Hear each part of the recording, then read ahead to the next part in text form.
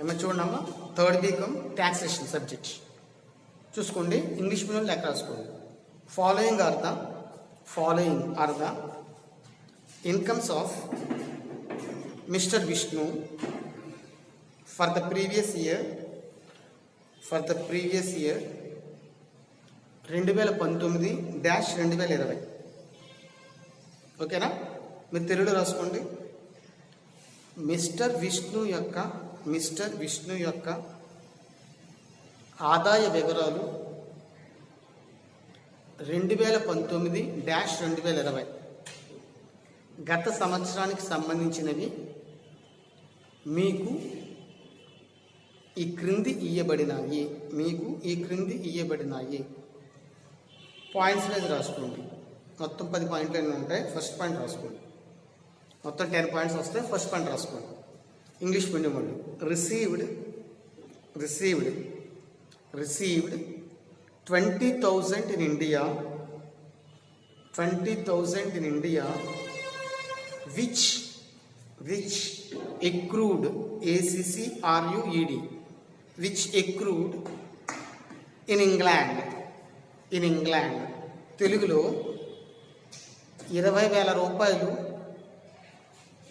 భారతదేశంలో పొందిన ఆదాయము ఇంగ్లాండ్లో సంపాదించినది.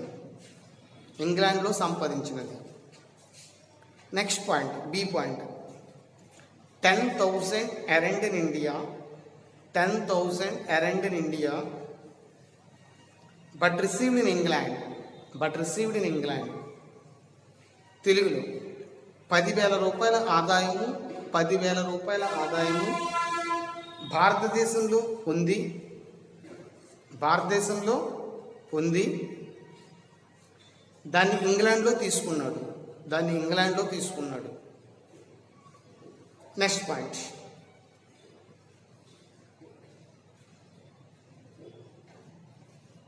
ఆఫ్రికాలో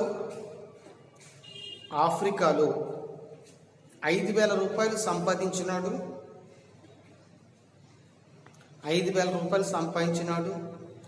దాన్ని భారతదేశానికి తెచ్చుకున్నాడు. మీరు ఇంగ్లీష్లో 5,000 were earned and received. 5,000 were earned and received in Africa but brought into India. Telugu మీడియంలో సరిగ్గా చూసుకోండి ఒకసారి. 5,000 రూపాయల ఆదాయము, మూడో పాయింట్ సరిగ్గా రాసుకోండి. 5,000 రూపాయల ఆదాయము ఆఫ్రికాలో సంపాదించి ఆఫ్రికాలోనే పొందినాడు. జాగ్రత్తగా నోట్ చేసుకోండి. ఇందాక చెప్పానేమో జాగ్రత్తగా చూసుకోండి. మూడో పాయింట్ మళ్ళీ నోట్ చేసుకోండి జాగ్రత్తగా.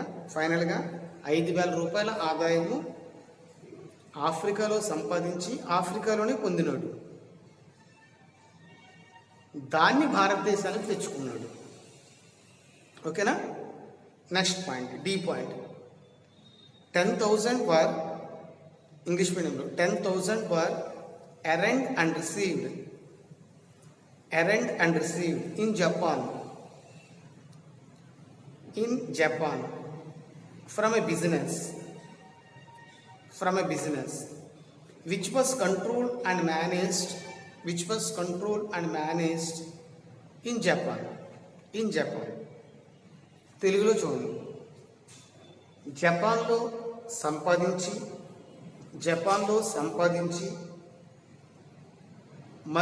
మరియు జపాన్లోనే పొందిన వ్యాపార ఆదాయం. కానీ ఆ వ్యాపారం నిర్వహణ నియంత్రణ జపాన్లోనే జరిగింది. Amount 10,000. Next point, 16,000 was untaxed foreign income of some earlier which was brought into India in the previous year. మీరు తెలుగులో 16,000 రూపాయలు గతంలో పన్నుకు గురి కాబడని ఆదాయము భారతదేశం తెచ్చుకున్నాడు. నెక్స్ట్ పాయింట్, ఇంట్రెస్ట్, ఇంగ్లీష్లో interest on FD in state bank of Mysore, Bengaluru 1200. తెలుగులో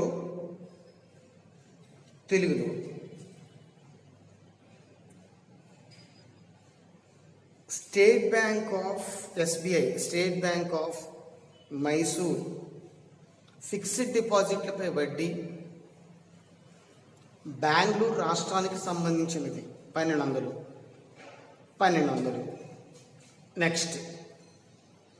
next point, income from agriculture in Africa received in India 10,000. Income from agriculture in Africa received in India 10,000. తెలుగులో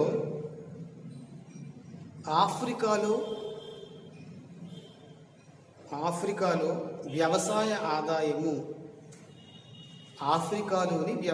ఆదాయము భారతదేశంలో పొందినాడు 10,000. నెక్స్ట్ పాయింట్, డివిడెండ్స్ రిసీవ్డ్ ఇంగ్లీష్లో in UK from an American company. Dividends received in UK means United Kingdom from an American company 10,000. మీరు తెలుగులో రాసుకోండి. United Kingdom వాటాలపై dividend American company వారిది 10,000. ఏం రాశారు? డివిడెంట్లు, వాటాలపై డివిడెంట్లు యునైటెడ్ కింగ్డమ్లో పొందినది అమెరికన్ కంపెనీకి సంబంధించినది 10,000. ఓకేనా? ఏం చెప్పాను? యునైటెడ్ కింగ్డమ్లో పొందిన వాటాలపై డివిడెండ్ అమెరికన్ కంపెనీ వారిది 10,000. Next point, salary income for 3 months working in India, Indian embassies, EMBASSYFSBS office in Australia and salary received there 72,000. మీరు రాసుకోండి, తెలుగు మీడియంలో రాసుకోండి. ఆస్ట్రేలియాలో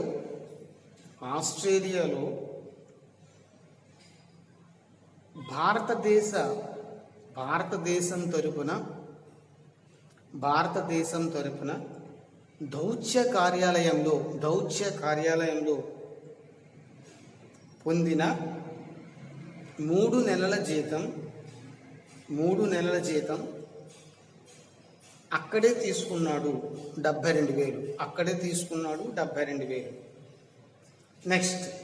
next point, income from house property in Mumbai 1 lakh. తెలుగులో ముంబైలో ఉన్న గృహస్థు నుంచి పొందిన ఆదాయం 1,00,000 రూపాయలు. Next point, interest received on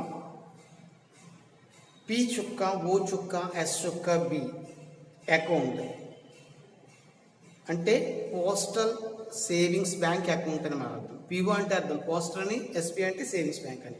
interest received on postal savings bank POSB account 1,000. మీకు తెలుగులో పోస్ట్ ఆఫీస్ సేవింగ్స్ బ్యాంక్ ద్వారా పిఓఎస్బి అని రాసుకోండి bank. Post office savings bank ద్వారా పొందిన వడ్డీ 1000 రూపాయలు. Next point, pension income from Belgaum. అదొక దేశం అనమాట, అర్థమైందా? For services rendered in India with a limited company 20,000. మీరు తెలుగులో రాసుకోండి. ఒక ఇండియన్ కంపెనీ తరపున బెల్గాంలో పొందుతున్న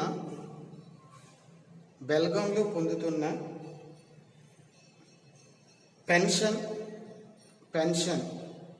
ఆదాయం 20,000.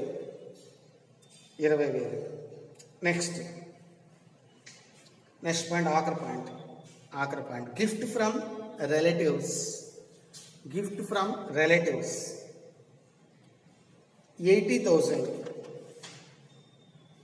80,000. Which of the above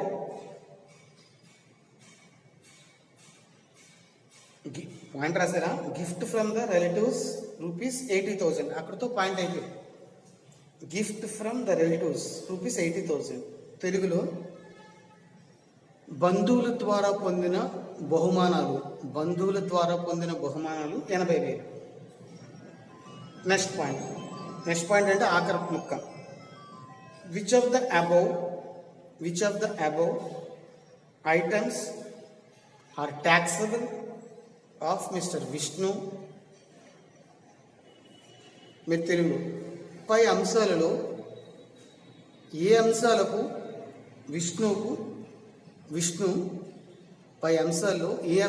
Vishnu పన్నుకు గురి కాపాడతాడు? ఓకేనా? పాయింట్ వైజ్ ముందు ఎక్స్ప్లెయిన్ చేస్తున్నాను, తర్వాత బోర్డు మీద చూడండి. ఫస్ట్ పాయింట్ ఏముంది? జాతకమేనండి. ఇప్పుడు కాలమ్స్ ఏం పెట్టుకోవాలి? ఫస్ట్ కాలం రెసిడెంట్, రెండో కాలం నాట్ ఆర్డినరీ రెసిడెంట్, థర్డ్ కాలం నాన్ రెసిడెంట్. తెలుగులో ఫస్ట్ కాలం నివాసి, రెండో కాలం అసాధారణ నివాసి, మూడో కాలం నివాసి కాదు. ఈ మూడాటిలో పన్ను ఎలా పడతారు? జాతకం చూడండి. First point, receive 20,000 in India which accrued in England. అంటే భారతదేశంలో 20,000 రూపాయల ఆదాయం పొందాడు. అది ఎక్కడ సంపాదించుకున్నాడు? ఇంగ్లాండ్లో సంపాదించాడు. కానీ నువ్వు ఆదాయం ఎక్కడ పొందేవయ్యా? భారతదేశంలో పొందు. అంచేత తప్పనిసరిగా రెసిడెంట్కి, ఆర్డినరీ రెసిడెంట్కి, నాన్ రెసిడెంట్కి ముగ్గురికి ట్యాక్స్ పడిపోతుంది. తెలుగులో చెప్తే భారతదేశంలో పొందాడు ఆదాయం, కానీ ఇంగ్లాండ్లో సంపాదించుకున్నాడు. అదంతా మనకు అవసరం లేదు. భారతదేశంలో పొందేసాడు కాబట్టి నివాసికి, అసాధారణ నివాసి కానివాడికి ముగ్గురికి ట్యాక్స్ పడుతుంది. తర్వాత చూడండి, 10,000 earned in India but received in England. ఇది ఇందాక దానికి భిన్నం. డబ్బు ఎక్కడ పొందాడు? ఎక్కడ కష్టపడ్డాడు? ఇండియాలో కష్టపడ్డాడు. డబ్బు ఎక్కడ తీసుకున్నాడు? ఇంగ్లాండ్లో తీసుకున్నాడు.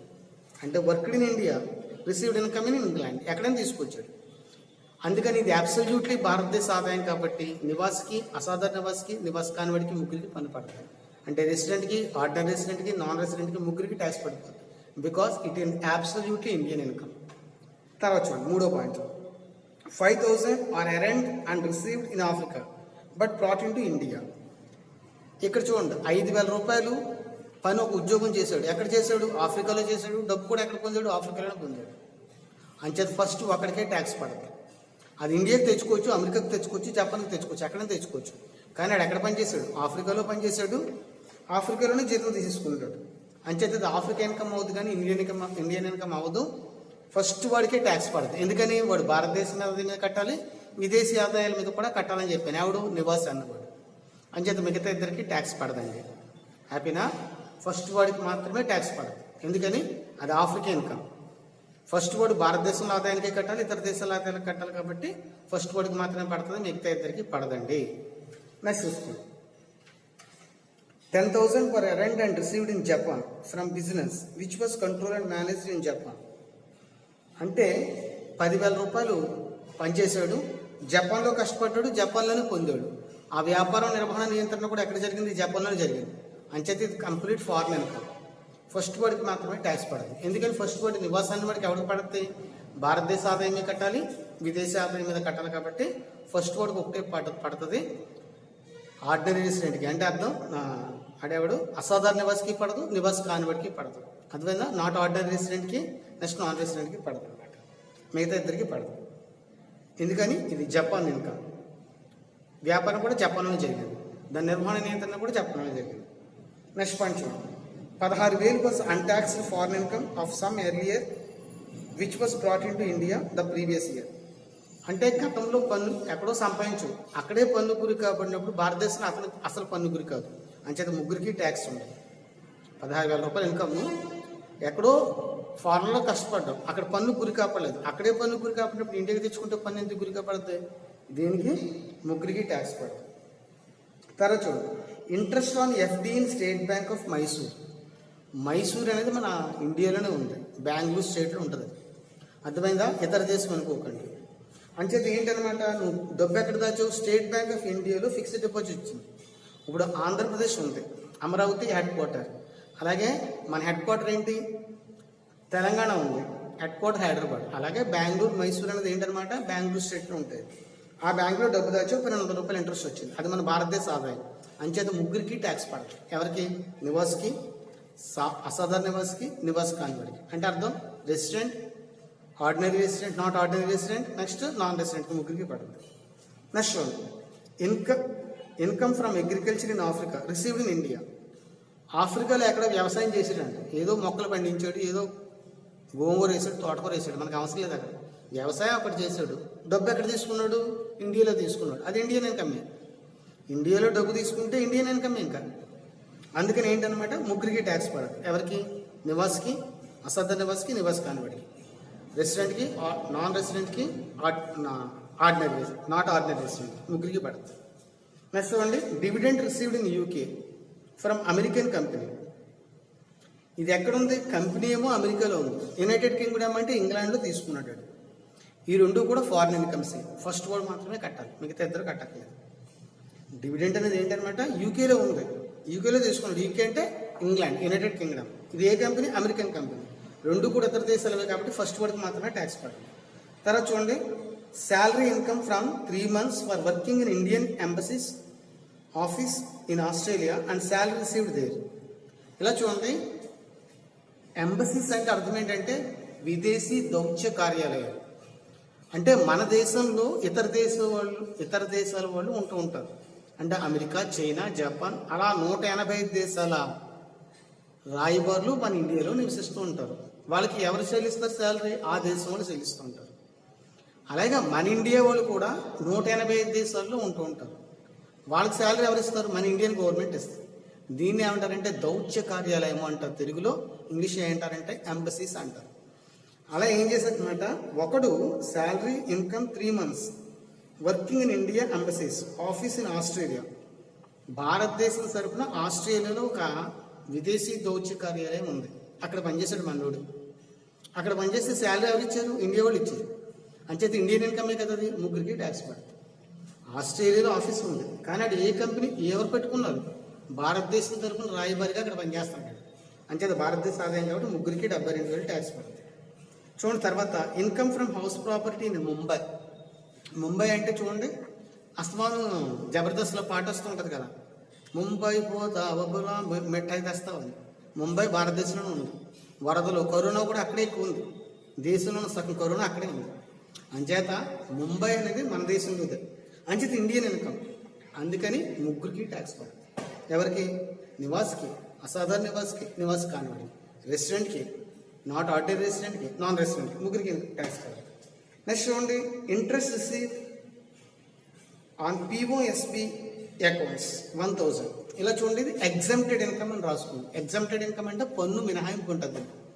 పోస్ట్ ఆఫీస్లో డబ్బు వేసుకుంటే మీరు ట్యాక్స్ కట్టట్లేదు. బాగా గుర్తుపెట్టుకోండి. పోస్ట్ ఆఫీస్లో డబ్బు దాచుకుంటే మీ తల్లిదండ్రులకు కూడా చెప్పండి, దేనికి ట్యాక్స్ పడదు. పోస్ట్ ఆఫీస్లో డబ్బు దాచుకుంటే కనుక దాని మీద ట్యాక్స్ పడదు. నెక్స్ట్ ఎవరికి పడదు. నెక్స్ట్ చూడండి. Pension income from Belgaum for services rendered in India with a limited company 20,000. అంటే అర్థం ఏంటి? బెల్గాం అనేది ఒక దేశం అయ్యా. అంటే జుగోస్లేవియా, యోహాన్, యుగాండా, నేపాల్, ఇవన్నీ కాఠ్మండు, ఇవన్నీ ఇలాంటి దేశాలు. అలాగే బెల్గం అనేది ఒక దేశం ఉంది. అక్కడ మనోడు ఇండియన్ కంపెనీ తరపున పనిచేసి అక్కడ పెన్షన్ తీసుకుంటున్నాడు. పెన్షన్ ఎక్కడైనా తీసుకోవచ్చు. మరి ఇది ఇండియన్ ఇన్కమే కదా, ముగ్గురికి ట్యాక్స్ పడాలి. కానీ ఇడు ఎక్కడ పనిచేశాడు? ఇండియాలో పనిచేసి ఇండియాలో రిటైర్ అయ్యాడు, కానీ బెల్గంలో తీసుకుంటున్నాడు. తర్వాత చూడండి, next point gift from relatives 80,000. అంటే మనకు చుట్టాలు, మీ అక్కలు, బావలు, తోడేళ్ళు, తోటుకోడళ్ళు, మనవరాలు, మేనల్లు, వీళ్ళందరూ కూడా మంది రిలేటివ్స్ ఉంటారు మనకి. Blood relations, paternal, maternal. అంటే అర్థం ఏంటి? అమ్మ తరపు, నాన్నగారి తరపు రిలేషన్స్ ఉంటారు కదా, వీళ్ళు మీ అందరికి, మీ బావలు ఏమిస్తూ ఉంటారు మీకు? గిఫ్ట్లు, రింగులు, దోచేస్తూ ఉంటారు. ఇలా గిఫ్ట్లకి మనకు ఒక రూల్ ఉంది. పాత రూల్ ప్రకారం 50,000 వరకు ట్యాక్స్ కట్టట్లేదు. కానీ ఇక్కడ 80,000 ఇన్కమ్ ఉంది. అంటే 50,000 వరకు కట్టట్లేదు, పై 30,000 కట్టాలి. కానీ ఇది కాంట్రవర్సీ ఐటమ్. కొత్తగా మళ్ళీ ఐటీ యాక్ట్ రావాలి. ఇప్పుడు కొత్త బుక్స్ వచ్చిన తర్వాత చెప్తాను మీకు. ఈ ఒక్క పాయింట్ సస్పెన్స్లో ఉంచుకోండి. పాత దాని ప్రకారం ఎంతవరకు స్లాబ్ ఉంది? దీనికి 50,000 రూపాయల వరకు గిఫ్ట్ ఇస్తే దానికి ట్యాక్స్ కట్టట్లేదు. ఎంతవరకు? 50,000. మీ బావ 50,000 రూపాయలు ఉంగరం పెడితే నువ్వు గిఫ్ట్ కట్టక్కల, దానికి ట్యాక్స్ కట్టక్కలేదు. 50,000 దాటిన వజ్రం ఉంగరాలు ఏ మంచి పెట్టేయడం అనుకో, మీ బావగారు లేకపోతే మీ మామయ్య గారు, మీ అత్తయ్య గారు పెట్టేశారు అనుకోండి, దానికి ట్యాక్స్ ఎంతవరకు కట్టట్లేదు? 50,000 కట్టట్లేదు, పైబడి కట్టాలి. పూర్వంలో అయితే. మరి ఇప్పుడు ఎంత కట్టాలో నేను తెలుసుకోవాలంటే గవర్నమెంట్ చెప్పాలి. అప్పటి వరకు వేచి ఉన్నాను. ఓకేనా? ఇప్పుడు దీన్ని బోర్డు మీద ఎక్స్ప్లెయిన్ చేస్తున్నాను. చూడండి, ఫస్ట్ పాయింట్ తీసుకోండి. చూడండి, బోర్డు మీద చెప్తున్నాను. Computation of total income of mister Vishnu for the assessment year 2020-2021. Mister Vishnu యొక్క మొత్తం ఆదాయం గణన ప్రస్తుత 12 సంవత్సరంతో 2022. ఫస్ట్ అయితే వివరాలు. రెసిడెంట్ అంటే నివాసి, నాట్ ఆర్డినరీ రెసిడెంట్ అంటే అసాధారణ నివాసి, నాన్ రెసిడెంట్ అంటే నివాసి. ఫస్ట్ చూడండి, received in India which accrued in England. ఇంగ్లాండ్లో సంపాదించాడు, భారతదేశం తెచ్చుకున్నాడు ఆదాయం. కానీ భారతదేశంలో పొందాడు కాబట్టి నివాసికి, అసాధారణ నివాసికి, నివాసకారులకి ముగ్గురికి పన్ను పడుతున్నాము. నెక్స్ట్ చూడండి, ఎర్న్డ్ ఇన్ ఇండియా. డబ్బు సంపాదించాడు, కంపల్సరీ భారతదేశంలో సంపాదించాడు, కానీ ఎక్కడ పొందాడు? ఇంగ్లాండ్లో పొందాడు. అర్థమైనా? Earned in India, received in England, ఎక్కడైనా పొందొచ్చు, కానీ ముగ్గురు భారతదేశ ఆదాయం కాబట్టి ముగ్గురికి ట్యాక్స్ పడుతుంది. నెక్స్ట్ చూడండి, మూడో point, worked and received in Africa brought in to India. ఇక్కడ ఆఫ్రికాలో పనిచేసాడు, ఆఫ్రికాలోనే జీతం పొందాడు. అంటే ఆఫ్రికా ఇన్కమ్, ఇతర దేశ ఇన్కమ్, కానీ ఇండియా తెచ్చుకోవచ్చు, ఎక్కడికైనా తెచ్చుకోవచ్చు. అందువల్ల అందులో ఇండియాలో ఖర్చు పెట్టి వెళ్ళిపోతుంది అనమాట. లేదా ఇంకో కంట్రీలో ఉండి వెళ్ళిపోతుంది. అంచేత ఫస్ట్ వర్డ్ మాత్రమే పన్ను కట్టాలి. ఎందుకంటే ఫస్ట్ వర్డ్ భారతదేశ ఆదాయమే కట్టాలి, ఇతర దేశ ఆదాయం మీద కూడా కట్టాలి. రెండో వర్డ్ కూడా కట్టాలి. Next, earned received in Japan from business which was controlled and management in Japan. Managed in Japan అంటే అప్పుడైతే జపాన్లో సంపాదించాడు, జపాన్లోనే జీతం పొందాడు. దాని నిర్మాణ నియంత్రణ కూడా ఎక్కడ జరిగింది? జపాన్లో జరిగింది. It's absolutely foreign income. అంటే ఏం చేయమాట? ఫారెన్ ఇన్కమ్ కాబట్టి ఫస్ట్ వాడికి మాత్రమే ట్యాక్స్ పడుతుంది. ఎందుకని చెప్పండి? వాడు భారతదేశ ఆదాయమే కట్టాలి, ఇతర దేశ ఆదాయాలను కూడా కట్టాలి. అంటే ఫస్ట్ దానికి ట్యాక్స్ పడుతుంది, ఇతర ట్యాక్స్ పడుతుంది. Untaxed foreign income was brought in to India. అంటే గతంలో ఎక్కడ పనిచేసే వీడు గతంలో పన్ను ఊరు కాబట్టి భారతదేశం తెచ్చుకున్నాను. ఎవరికి పన్ను? ముగ్గురికి ట్యాక్స్. నెక్స్ట్ వన్ చూడండి, interest on FD state bank of Mysore. Mysore అనేది ఏంటన్నమాట? ఇండియాలో బెంగళూరులో ఉంది. అంటే భారతదేశ ఆదాయం కాబట్టి ముగ్గురికి పన్ను పెడుతుంది. నెక్స్ట్ చూడండి, income from agriculture in Africa in received in India. వ్యవసాయం ఎక్కడ చేసేటట్టు? గోంగూర మొక్కలు, తోటకూర మొక్కలు, వంకాయ మొక్కలు ఎక్కడ పెంచుకున్నాడు? ఆయన ఆఫ్రికాలో పెంచుకున్నాడు. ఆఫ్రికాలో వ్యవసాయం చేశాడు, కానీ డబ్బు ఎక్కడ పొందాడు? భారతదేశంలో పొందాడు. భారతదేశంలో పొందేటప్పుడు భారతదేశ ఆదాయం ముగ్గురికి ట్యాక్స్. నెక్స్ట్ ఆర్డర్ అప్పుడు 8 నిమిషాలు.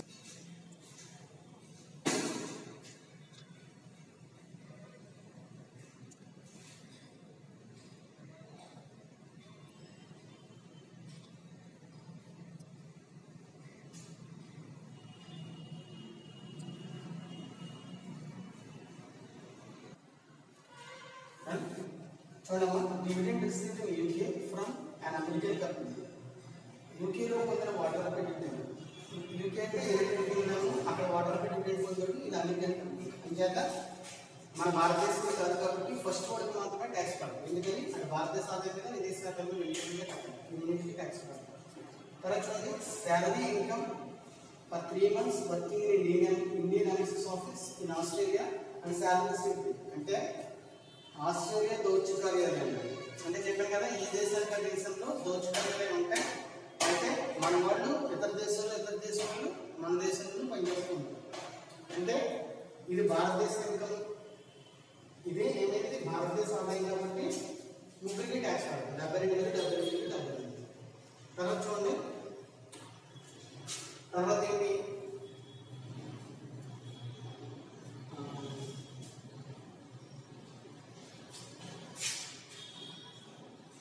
Next income from municipality Mumbai. అర్థమైందా?